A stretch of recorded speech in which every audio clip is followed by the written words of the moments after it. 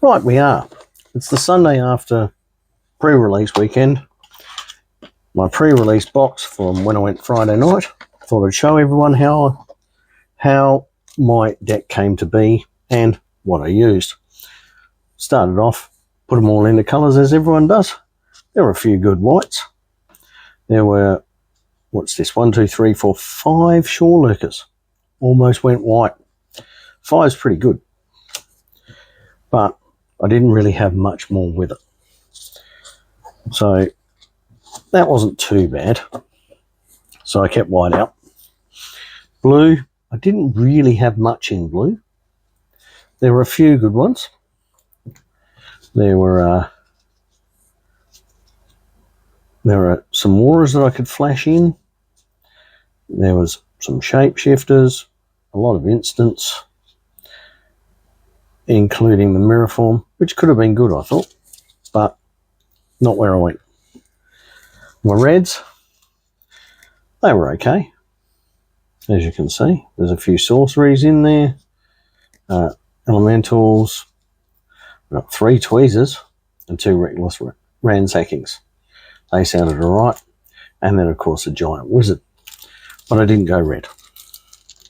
As you can tell, it's black-green. Shapeshifters, few really nice looking multicolours there, and they weren't too bad. And there was a little flying shapeshifter there, almost went him. And I've just made these so that while I'm going through, I know where I'm at. These are the blacks that I didn't use. Tree folk warlock wasn't too bad, but losing life probably, I find losing life in a pre-release is probably not the way to go, because I tend to lose anyway. These auras were really good. I actually ended up with 2 of them, well, 3 in total, but 2 in my deck. Then I got Kithkins, but I didn't get many of them, so I took those out. Then we come to the deck that I ended up building.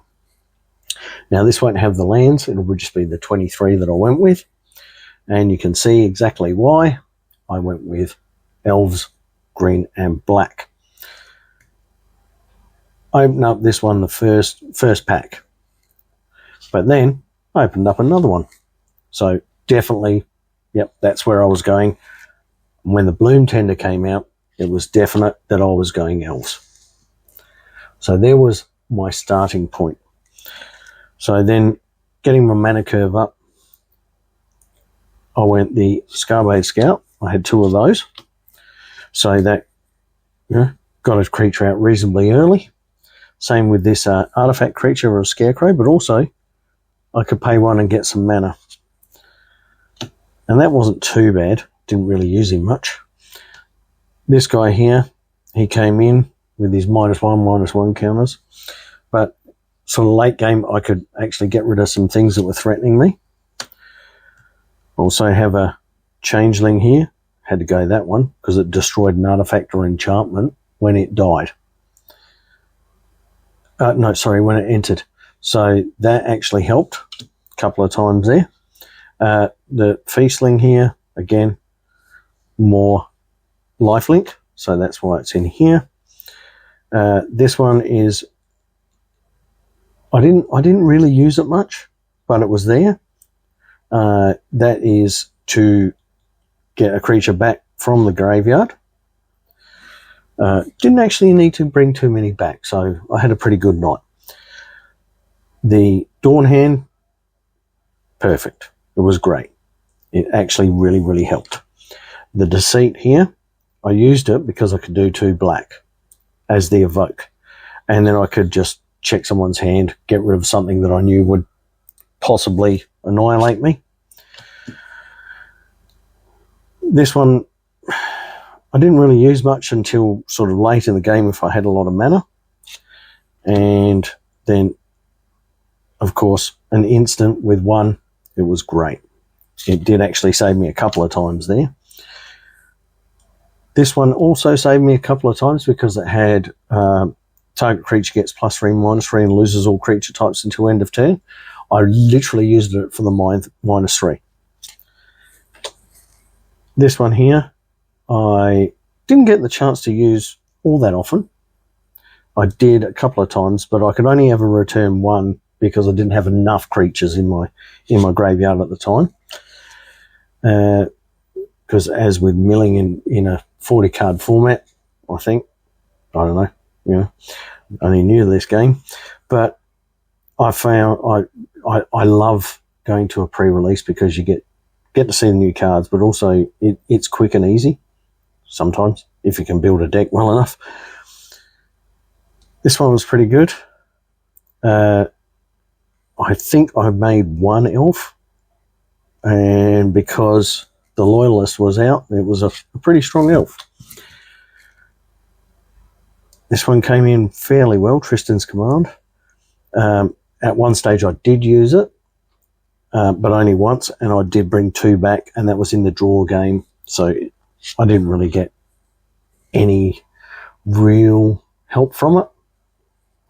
And of course, the 2 Embraces, they were great. They really, really helped. Didn't use this Prismatic Undercurrents all that much. The Vivid is good, but I think you need more than 2 lands. Otherwise, it really doesn't do much. This card was so much fun. Mornsong Aria. Players can't draw cards or gain life. Now that helped. It was good for. I bought it out on the second game, first game, second round, and I think it was the second round because I won that 2-0, and I apologised for bringing it out but I said let's have fun with it, and we did. We had fun with it, and I just had to be careful that I didn't lose any more life than my opponent, but it really did help a couple of times. This card was fantastic because it became a mana dork. When it enters, I drew a card, so that was card advantage, and then I chose just a colour, which with my starting hand, if I had this in my starting hand, I made sure I'd say I was flooded with black, I'd say it was a swamp, and it did actually help. Then I used this land here because you could use it to activate your elves. So I grabbed that one, and I put 2 Evolving Wilds in, which allowed me to search, but it really, I could have done without them and just had two other lands. But that's pretty much how I built my deck with what I had. Let me know how you went in the comments, and thanks for having a look at this. And that's really all I've got, because that's how I do these things. Catch you later.